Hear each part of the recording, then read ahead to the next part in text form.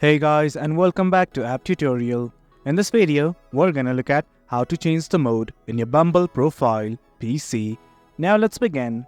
Well, as you can see, I have already logged in. In case you have not, do log in right now.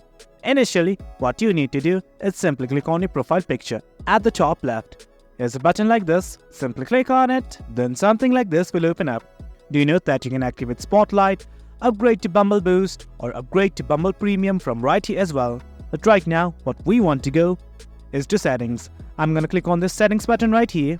And once you've opened up settings, at the very first option, you'll see something like choose mode. Click on the button right here, and it's gonna give you these three options: Date, BFF, or Bizz. Select the one of your choice. Right now, I'm simply gonna select this one, and just click on continue with BFF. And guys, that's about it. That's how we change the mode in your Bumble profile. It's as easy as that.